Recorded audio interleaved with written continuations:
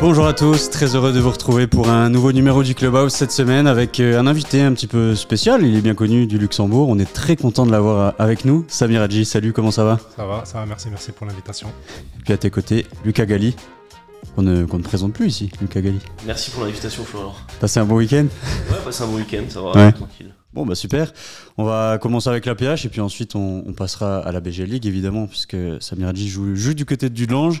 Pas mal de surprises en PH, la première défaite de Beggen, Lucas, défaite à Valferdange 5-2, un petit peu surpris mais bon, Beggen reste leader du championnat. Le carton en revanche, c'est celui de l'US Ostert 6-1 encore une fois face à Berbourg avec un nouveau but. Hassan Mbarki, que tu connais bien. La victoire de Canard face à Lorenzweiler 2-0, la victoire d'Ettelbruck 2-0 également contre Rumelange, match nul de Rodange qui prend un peu l'air au niveau du classement, 12e. Beggen toujours en tête, je le disais, Auster 3e, Valferdange 4e avec sa victoire, Weiler-Latour 14e, et puis voilà, au niveau du classement on est tout bon. Au niveau de la BGL League, pas mal de surprises aussi. Alors on le dit souvent que voilà, ça peut aller très vite au niveau du classement et ça s'est vérifié encore une fois cette semaine parce qu'il y a eu pas mal de mouvements. Alors le Swift tenu en échec face à Kerjeng. Je crois que Lucas, t'as un petit peu la boule de cristal parce que la semaine dernière tu nous disais que Kerjeng allait prendre des points et allait se maintenir. Ouais, moi je disais, ça confirme un peu ce que je disais. Je pensais vraiment que Kerjeng, je pense vraiment que Kerjeng peut faire quelque chose.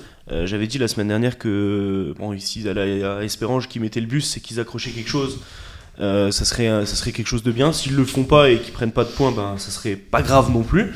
Je pense que le coach a suivi mes conseils. Ils ont mis le bus et du coup ils ont récupéré un point. Donc voilà, c'est une bonne chose. C'est un très bon point de prix à mon avis qu'ils savaient pas cocher en début de saison, mais dans leur situation, c'est une aubaine d'avoir pris un point à Espérange. Et le Swift, encore une fois, qui domine, mais qui a du mal à se créer des occasions, finalement, surtout face à des blocs regroupés.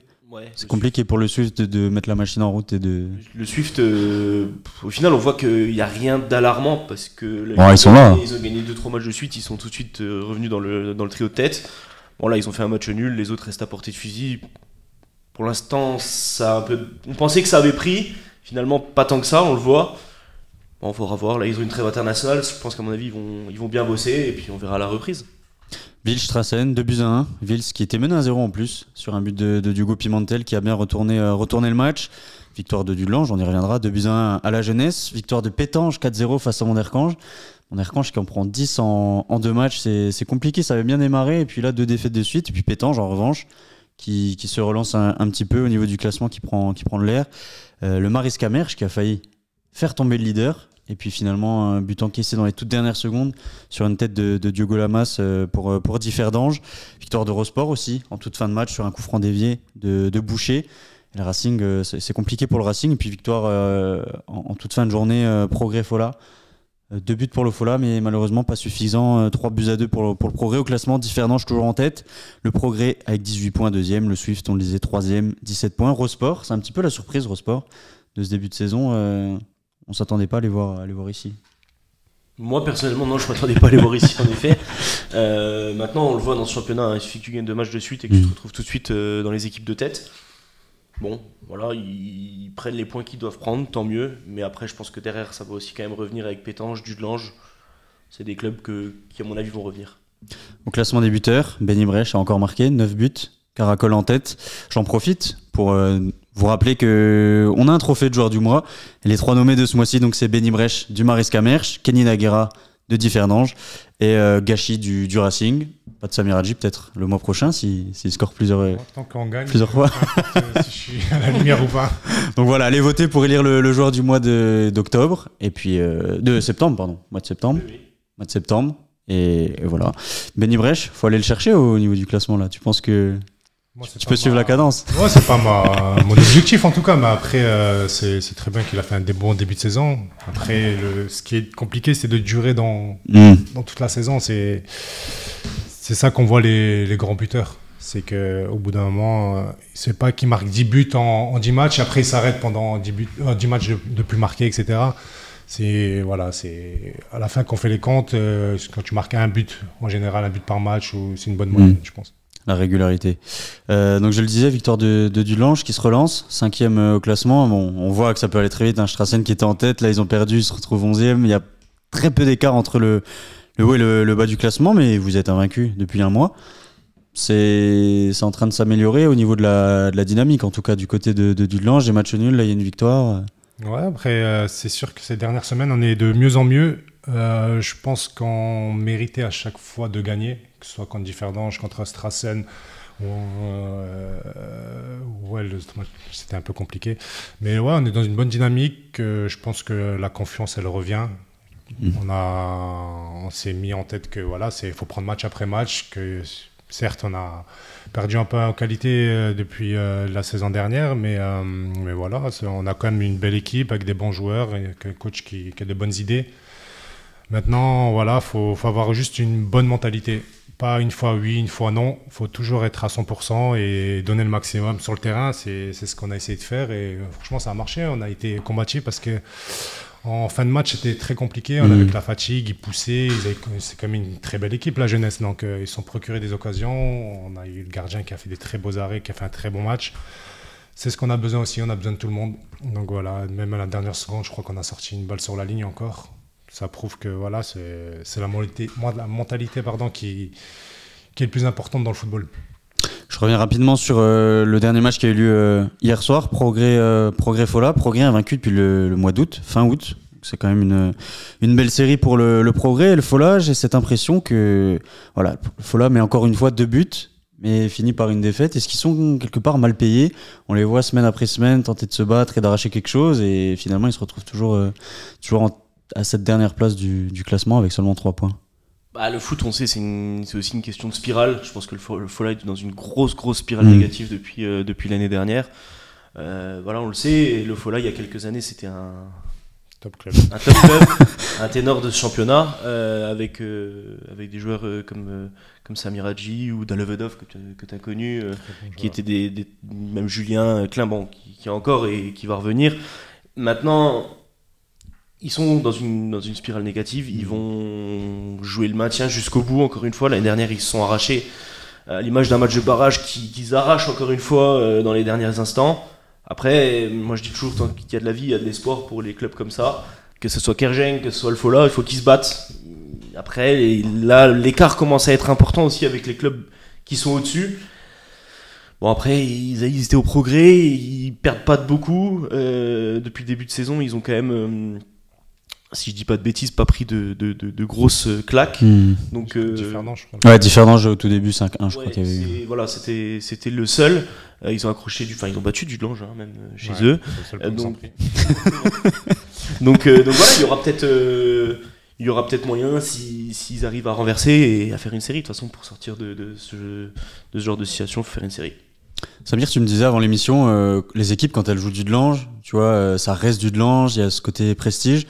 Est-ce que tu penses que, tu vois, toi qui as joué au Fola, tu connais ce club, ça va jouer en leur avantage, tu penses, pour le maintien? Le fait d'être le Fola et... Peut-être, mais après, je pense qu'il faut des joueurs d'expérience dans ces cas-là, parce que je pense qu'ils n'en ont pas beaucoup, à part Julien, qui en ce moment ne joue plus malheureusement, mais il n'y a pas beaucoup de joueurs confirmés. C'est que des jeunes joueurs, et bon, il y a Benzi, le coach, qui a beaucoup d'expérience. Et Jules Diallo aussi encore. Jules Diallo, ouais, c'est le plus. Je pense que même c'est le plus vieux, alors qu'il n'est pas si vieux que ça. Et après, il y a quand même le bon Cabral aussi qui tient le baraque, mais ça manque d'expérience. C'est ça en fait. Donc je pense qu'il doit tout jouer sur la combativité, et chaque match doit être un match de Ligue des Champions pour eux, pour prendre des points, parce que sinon ça va être compliqué pour eux. On va revenir à toi, à ton parcours, ta saison aussi. Bah déjà, on en a un petit peu parlé, tu t'as un petit peu parlé de votre dynamique. Comment tu juges, toi, ce début de saison, on va dire un petit peu en dents de scie de Dudelange? On savait que ce serait compliqué cette saison. Puis aussi, peut-être, est-ce qu'il y a des regrets par rapport à la Coupe d'Europe? Vous aurez peut-être pu faire mieux. Comment tu juges tout ce début de saison, là, ces premiers mois? Ouais, écoute, à la base, voilà... Ce qui s'est passé, un nouveau coach qui est arrivé, des joueurs qui sont partis, etc. Donc on s'est dit, ouais, ça va être compliqué cette année, même en Coupe d'Europe, etc. Premier match de Coupe d'Europe qui arrive, on avait fait déjà des bons matchs amicaux avant. Premier match de Coupe d'Europe, on a fait un top match, on s'est dit, wow, franchement, on n'est pas si pourri que ça en fait. On arrive là-bas, chez eux, on les tape aussi, on dit, franchement, on est vraiment pas mal. Après, on est tombé contre Malte, du coup. On s'est dit, ils sont plus faibles que l'équipe qu'on a jouée. Normalement, ça va être tranquille. Sauf qu'on arrive là-bas, il fait 45 degrés, il y a du vent, le terrain synthétique super sec. C'est même au Luxembourg, il n'y a pas de terrain synthétique comme ça dans les petites divisions. C'était compliqué et au final, on a la possession. Je pense qu'on avait 80 de possession de balles. Ils jouaient qu'en contre et ils nous ont mis 2 buts. Donc après, c'était compliqué. On s'est dit, waouh. Après, à domicile, avec un bon terrain, les supporters qui vont pousser un peu, c'est faisable. Et du coup, on a mis direct une pression d'entrée et on marque un but. Après, à la fin de match, j'égalise le 2-2. On s'est dit, ouais, c'est bon. Maman, on aurait dû tenir les prolongations et c'était sûr qu'on passait, je pense. Mais malheureusement, voilà, c'est peut-être aussi un peu de manque d'expérience parce que des nouveaux joueurs qui n'ont jamais joué la Coupe d'Europe, etc., étaient focalisés à marquer le but au lieu de défendre d'abord son propre but. Donc voilà, on se fait éliminer. C'était une désillusion incroyable pour le club, pour les joueurs et on a eu du mal à relever la tête, entre guillemets. Après, on joue le premier match de championnat, qu'on gère bien. Après, on allait au Fola, c'est là on s'est pris un peu une claque, entre guillemets. Après, il y a eu beaucoup d'erreurs individuelles. Mais ouais, après on a relevé la tête. Ce qui est bien, c'est qu'à chaque fois qu'on baisse la tête, on arrive à relever la tête. Mais ouais, on a fait un championnat un peu comme ci, comme ça au début. Une fois on gagne, une fois on perd, une fois on gagne, une fois on perd. Après, du coup, on a pris, on a eu des discussions en interne, etc. Et je pense qu'on a trouvé une petite solution. Voilà, on sait qu'il maintenant, faut s'arracher, il faut prendre match après match et on verra ce que ça donne. Et pour l'instant, ça marche bien et j'espère que ça va continuer encore longtemps. Justement, par rapport à votre début de saison, est-ce que tu comprends un peu les doutes que le football luxembourgeois émet à propos de Dudelange ? On a toujours vu un Dudelange au top, donc forcément, dès qu'on voit un Dudelange qui fait des mauvais résultats, les gens grincent des dents et disent ouais, c'est pas normal, etc. Mais c'est plus le Dudelange avant non plus.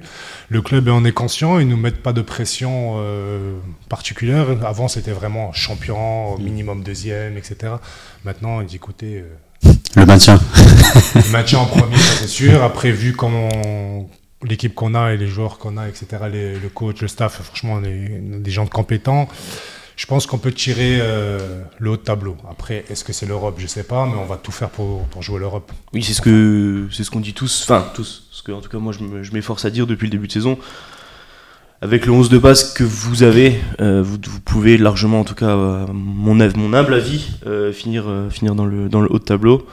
Maintenant, voilà, ça sera compliqué, mais il faut faire des séries et puis ça devrait aller. Il faut arrêter de faire des erreurs défensives, ce qu'on a fait au début de Exactement. saison. Et là, on n'a pas fait depuis quelques matchs et ça va mieux. Donc, c'est la base, il faut travailler là-dessus. Et puis voilà, on va essayer de faire un maximum. Quand toi, tu as vu tous les départs, Sinani, Skanderovic, etc., on sait que tu as été courtisé. Même en France, du côté de Thionville, si je dis pas de bêtises. Hein. Qu'est-ce qui t'a donné l'envie de rester à Dudelange, spécialement ? Déjà, j'avais encore 2 ans de contrat. Donc, pour défaire le contrat, c'est pas facile. Il faut sûrement le club, en général, demande une indemnité. Demander une indemnité à mon âge, il n'y a pas tous les clubs qui vont payer. Mais ouais, j'ai été courtisé par quelques clubs, dont Thionville, comme vous avez dit. C'était un beau projet. Mais voilà, on a eu des discussions, on a beaucoup discuté longtemps, on attendait de voir la situation de Dudelange aussi, parce qu'il y avait des petites galères financières. Et finalement, voilà, la Coupe d'Europe s'est bien passée quand même, on a réussi à passer un tour, donc ils ont réussi à garder le cap financièrement. Donc voilà, Thionville, ça s'est pas fait là, peut-être ça sera un autre jour, je sais pas. Mais c'était une bonne opportunité.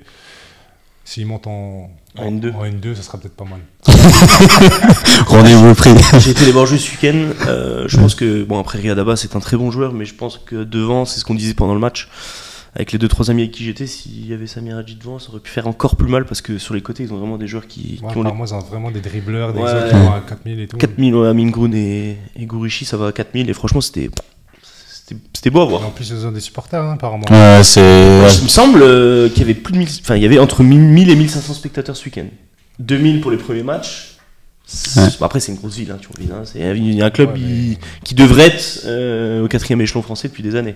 Donc, on regarde ce week-end, on a joué à la jeunesse, c'est là où il y a le plus de public et c'était pas terrible. Ouais, il y a plus de 900 spectateurs, et c'est vrai que ça grince un peu des dents au niveau des spectateurs dans les tribunes de Luxembourg. Ouais. Donc toi, tu as démarré en France, tu étais du côté de Creutzwald, et tu as tout de suite tenté l'aventure à l'étranger, à Saarbrück. Comment tu t'es retrouvé là-bas à Saarbrück? Parce que mon père y était en fait. Ah, ok. Il jouait à ce moment-là en D2 à Saarbrück, en D2 allemande.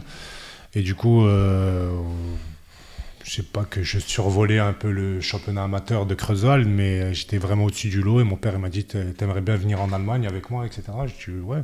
Moi, c'était chez les jeunes, c'était en U19. J'ai dit oui, pourquoi pas, ça m'intéresse, etc. Ils m'ont proposé un contrat. J'ai fait une bonne saison avec les U19. Et la moitié de saison, ils m'ont mis avec la deuxième équipe pour aider la deuxième équipe, etc. J'ai fini avec beaucoup de buts, etc.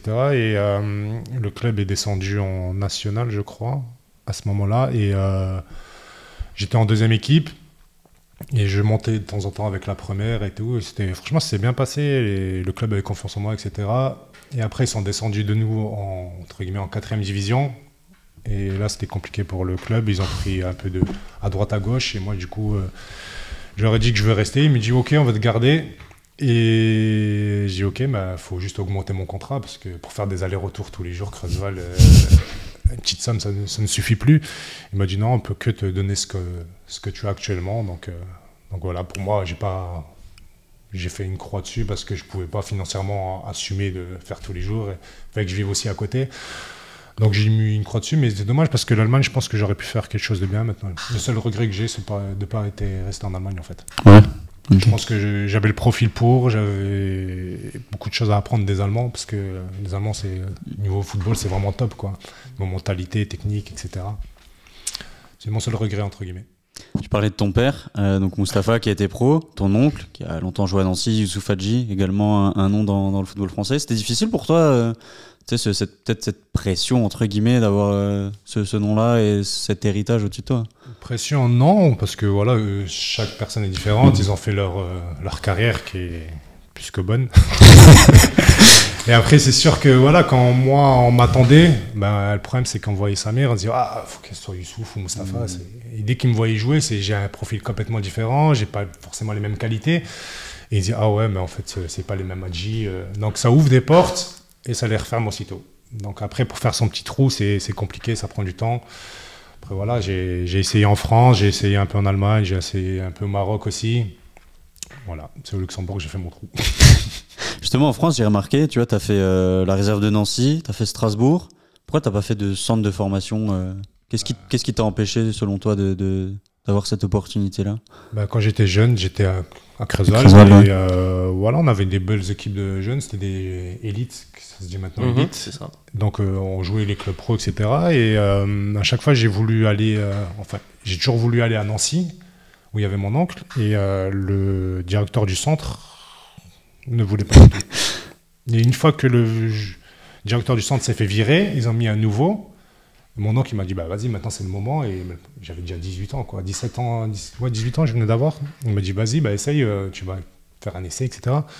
Et il a durement kiffé. Il a dit, ouais, Samir Hadji, je le veux, etc. Donc j'ai signé 6 mois, parce que c'était de décembre à juin. Et après, ils ont vu que j'avais beaucoup de qualité, que j'avais mis beaucoup de buts en 6 mois.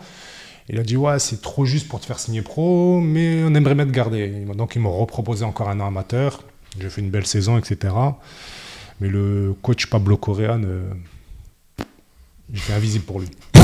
Même les supporters, ils venaient voir la CFA, les vrais supporters, ils disaient, ouais, mais ce qu'on a devant, entre guillemets, t'es mieux, etc. Je dis, ouais, mais c'est pas moi qui fais le choix.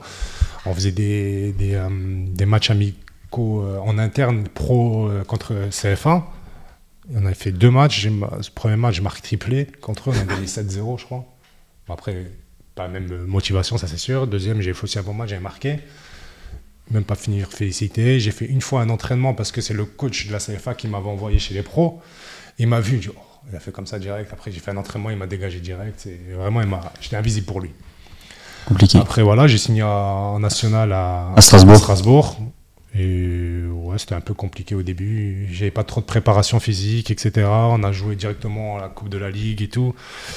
On a enchaîné par les gros clubs en national et voilà, c'était un peu compliqué de passer cette étape-là. Et après qu'il y avait du public, le gros stade, c'était quelque chose. Quoi. Donc voilà, ça n'a pas très mal passé, mais j'aurais pu me faire. Tu parlais de regrets tout à l'heure, notamment par rapport à l'Allemagne. Là, par rapport à Strasbourg, tu penses qu'avec c'est une étape en plus nationale, tu penses quand même que tu aurais pu faire ton trou en France? J'aurais pu, ouais, si on montait en Ligue 2. Ouais. Parce qu'on était à, je crois, un point de monter en Ligue 2. Et si on montait en Ligue 2, c'était complètement différent. Le club s'écroulait pas. Ils sont descendus en CFA2 l'année d'après. C'était une saison Ligue 2. Il me restait encore des contrats. J'étais jeune. Mais possibilité de faire quelque chose, quoi. Lucas, une question par rapport. Peut-être là, on peut peut-être axer sur le Fola et le Luxembourg. T'es resté 7 ans au Fola. Est-ce que c'est le club qui t'a le plus marqué au Luxembourg et c'était quoi ton meilleur souvenir au Fola? Bah forcément, parce que ouais, c'est le club où je suis le plus resté dans ma vie. À part Creusot quand j'étais jeune. Ouais. Quoi, mais ouais, Fola, pour moi, ça reste particulier tout le temps. Voilà, c'est les gens du comité, les supporters, c'est comme de la famille. On se voyait tout le temps, on rigolait, on restait à la buvette ensemble. Même quand on y va encore là, ils sont là, ils ont encore le respect, etc. Donc pour moi, Fola, c'est vraiment ça restera toujours gravé en tout cas. Et le meilleur souvenir, après, je pense que la première année champion, c'était pas mal. Parce que la première année que j'arrive au Luxembourg, directement champion, et on a fait la fête pendant 2 semaines. Ah, c'est pas mal, hein. Ouais, c'était pas mal. Après, ouais, il y a eu des beaux souvenirs. Hein. On a passé des cours aux Coupes d'Europe, etc. Deuxième titre de champion. C'est pas mal. C'était pas mal. 129 buts, je crois que tu as mis avec le Fola. J'ai regardé tout à l'heure, plus de 100 buts, je crois que 129 buts. Plus de 100, pas mal. Quand même exactement. T'as arrêté de compter? Jamais dans les chiffres. Moi. C'était quoi ta meilleure saison peut-être? Parce que là tu parles première année, champion, c'était celle-là ta meilleure ou... Au niveau stats ou... Ouais, pas forcément les stats, celle où tu penses que tu as été le meilleur, ou même collectivement, hein. La meilleure saison, celle que tu as préférée. La année quand on était champion, on était pas mal, on avait une belle équipe et ça tournait bien, je faisais beaucoup de buts, beaucoup de passes. Mais ma meilleure saison individuelle, je pense que c'était la dernière avant de partir à Virton, j'avais 23 buts et une dizaine de passes. C'est une bonne moyenne. Justement, c'est quoi qui t'a motivé à partir? T'as dit que c'est le club où t'es resté le plus longtemps. Cette saison, c'est quand même énorme. Tu pensais avoir fait le tour au Luxembourg, t'avais envie de découvrir autre chose? C'est ça. Mais en fait, à ce moment-là, le Fola, ils m'ont pris un rendez-vous individuel. Ils m'ont dit, écoute, c'est compliqué de te payer les 2 années de contrat qui te restent. On a des clubs pour toi. À toi de faire le choix et voilà, on peut plus te garder. Bon, après, voilà, c'est malheureux, mais c'est comme ça. Du coup, j'avais 2 ou 3 clubs de BGL et j'avais Virton. Donc, j'avais fait 7 ans, j'avais gagné des titres, etc. J'avais fait un peu le tour de la BGL, donc je me suis dit, Virton, ça peut être pas mal. Ils viennent de monter en D2 belge. On va faire une grosse équipe avec Becca. Et moi, de monter en première division, etc. Et de la lumière, voir autre chose, des gros stades, des bonnes ambiances. Donc voilà, j'ai signé directement là-bas sans réfléchir, alors que j'avais mieux financièrement au Luxembourg. C'était le défi, t'as privilégié le sportif, l'opportunité de jouer à un plus haut niveau, parce qu'il y avait le projet de monter. Après, le choix était dur parce qu'on m'a proposé un bon contrat au Luxembourg, un contrat de travail, etc. C'était vraiment le top du top. Et j'en ai parlé. Franchement, j'ai eu du mal. Parce que moi, j'étais côté sportif, mais après, il y avait fin de carrière aussi. Il faut penser aussi à sa fin de carrière, etc. J'en ai discuté avec mon épouse. Elle était plus pour le Luxembourg. Moi, j'étais plus pour le Virton. Parce qu'elle avait son confort ici, etc. On s'entraîne le soir, une fois le soir. À Virton, c'est 40 minutes de route. On s'entraîne le matin. L'après-midi, je rentrais le soir. On faisait des mises au vert le week-end. C'était complètement différent. Après, c'était pro. C'est pro, ouais. Voilà, moi, il me fallait encore ce défi-là. Et voilà. J'ai aucun regret, hein, bien sûr. Mais si je devais refaire le choix, j'aurais refait le même. Malgré tout ce qui s'est passé, etc., je pense que je l'aurais refait. Espérons que ton épouse ne voit pas l'émission, du coup. Je pense qu'elle va la regarder. Ok. Ton retour au Luxembourg, t'aurais pu, parce qu'on sait les liens qu'il y a à Virton avec Esperange, t'aurais pu aller à Esperange plutôt qu'à Dudelange. J'avais cette opportunité? On m'avait proposé quand j'étais justement à Virton, parce que je jouais plus trop à partir du mois de décembre. Et du coup, j'avais une touche en National France. C'était Dunkerque qui était premier avec une dizaine de points d'avance. C'était pratiquement sûr de monter en D2. Donc, ils me voulaient absolument. C'était leur priorité. Du coup, j'ai parlé au comité, etc. Ils m'ont dit, écoute, on ne te laisse pas partir. J'ai dit, mais je ne joue pas. Ils m'ont dit, ouais, ben, le seul endroit où tu peux aller, c'est Esperange. Et c'était à l'époque, c'était en D2. Donc j'ai dit, je peux pas passer entre guillemets de D2 française à D2 Luxo, c'est pas correct. Il me dit non, c'est soit ça, soit rien. Donc, au début j'ai refusé, je suis allé un peu au front entre guillemets. Et puis à la fin, je dis écoute, je joue pas, c'est un peu la merde pour moi. Ils m'ont mis avec la deuxième équipe, on joue sur un vieux synthétique tout pourri. J'ai dit écoute, ok c'est bon, fais-moi prêter 6 mois à Dunkerque et après je signe à Espérance quand vous m'entendez. Ils m'ont dit ok, jusqu'à la dernière seconde, ils m'ont dit oui, ils m'ont fait un peu poireauter. On a bipé à Dunkerque. Ils m'ont dit maintenant, il restait 6 heures du mercato, on a trouvé quelqu'un d'autre en dernière minute, donc c'est mort. Donc du coup, c'était mort des deux côtés en fait. Donc j'étais resté bloqué, Covid, et 1 an et demi à la maison à rien faire. Et Dunkerque était monté l'année là ? Ouais, c'était monté en D2.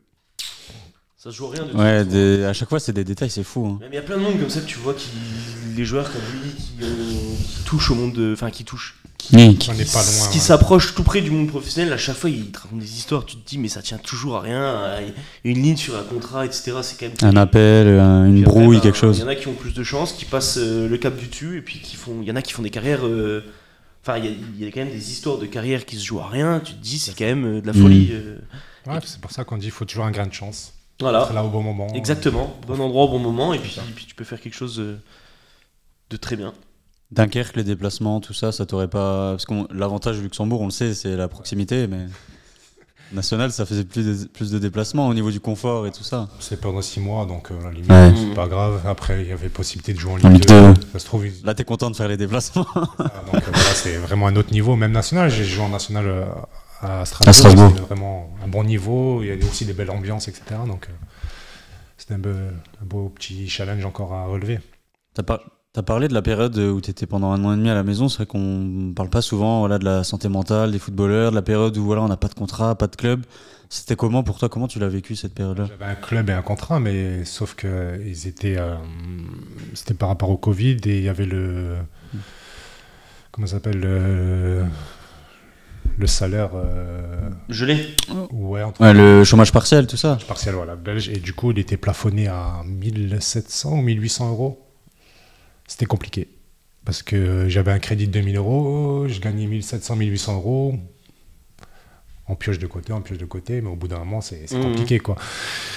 Et oui, on ne fait pas d'activité physique. Je courais tous les 2 jours tout seul, mais tout seul, c'est compliqué. Hein. Je courais 1 heure tous les 2 jours, mais ça ne remplace pas le terrain.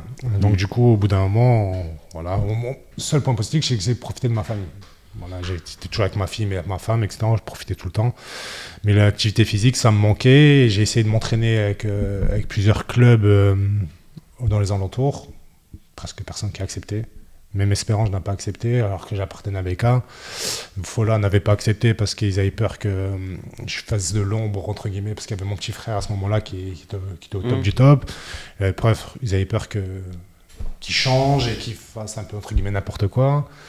Donc du coup, 6 mois après, j'ai trouvé Chifflange, qui a eu la gentillesse de m'accueillir, qui m'a remis un peu à niveau avant que je signe à Judelange, et je le remercie encore aujourd'hui. Ouais, je joue avec un gars qui est un Chifflange, Momo Akab. Ouais. Je joue avec Momo et du coup, il m'en a parlé il y a 2 semaines quand on courait autour du terrain. Parce que dans l'émission, j'avais parlé de Samir et il m'avait dit ouais, t'as raison, parce que quand il était à l'entraînement avec nous, c'était de la folie, quoi. Et il m'avait dit qu'il chambrait Fred Marquez par rapport à toi, ça fait mourir de rire. Des anecdotes. Ouais, mais il m'a fallu du temps pour revenir quand même. Franchement, la première semaine d'entraînement que j'étais avec eux, j'étais à la rue complète. Je me dis, je vais jamais retrouver mon niveau, c'est pas possible. Et petit à petit, voilà, on retrouve la vivacité, un petit peu de confiance, etc. Et à la fin, j'étais bien. Et juste avant de signer du Dimanche, en fait. Donc, c'était parfait. Ton petit frère, quel rôle tu as eu avec lui dans sa carrière, dans le fait de peut-être le conseiller, montrer l'exemple aussi, je pense. Quand il me demande conseil, je le conseille, ça c'est sûr. Mais après, je pense qu'au-dessus de moi, il y a des expériences.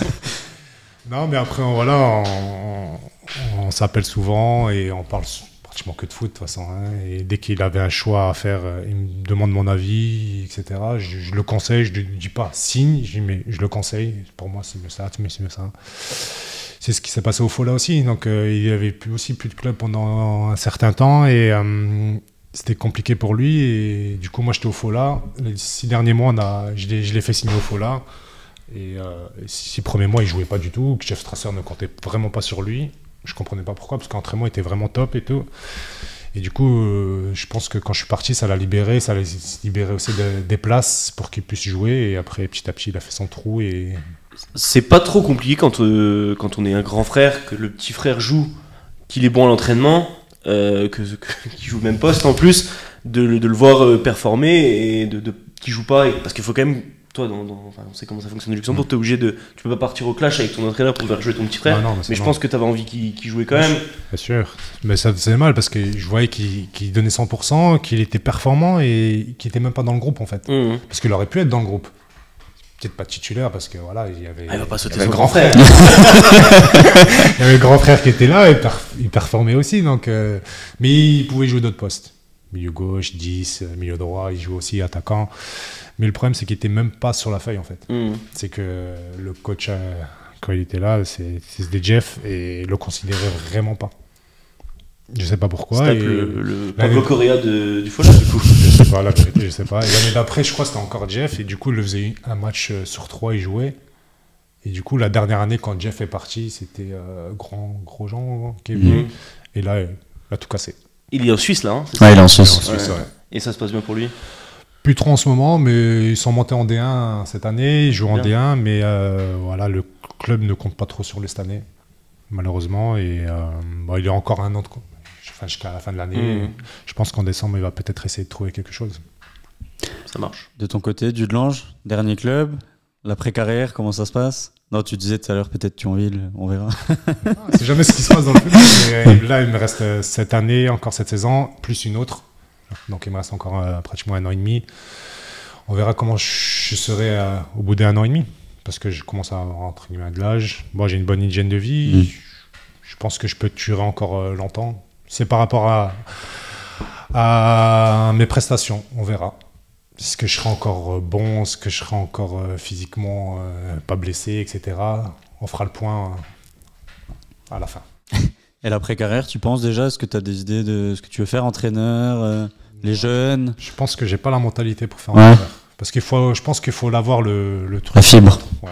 Et je pense que je l'ai pas en fait. Pour les jeunes, oui, mais pour les adultes, après ça peut venir. Hein. Oui. Mais pour l'instant, j'ai pas trop l'ambition, peut-être plus tard. Là, on a plus l'ambition d'aller vivre à Marrakech avec ma petite famille. Donc, il fait plus beau qu'ici. Voilà. Du soleil ici, on n'a rien à faire, il pleut tout le temps. C'est un beau petit projet. Ouais, c'est pas mal. Qualité de vie, voilà, on veut donner une belle vie à nos enfants et je pense que Marrakech c'est parfait pour ça. En plus, j'ai déjà de la famille qui est là-bas, mon père, mon oncle, ma tante, mes grands-parents. Donc je suis pas dépaysé, j'y vais tous les ans et à chaque fois qu'on va en vacances là-bas, on reste 3 semaines, on n'a plus envie d'entrer. C'est toujours le retour. Ouais, non, mais après, il y a même. Peut-être pas coach, mais après, il y a peut-être des choses à faire, peut-être à la fédération marocaine. On sait que c'est une fédération qui prend de l'ampleur avec une équipe nationale qui a brillé lors du dernier mondial. Donc voilà, il y a énormément de métiers qui se développent autour du football, notamment dans les pays d'Afrique, et c'est une très bonne chose que le football africain se modernise.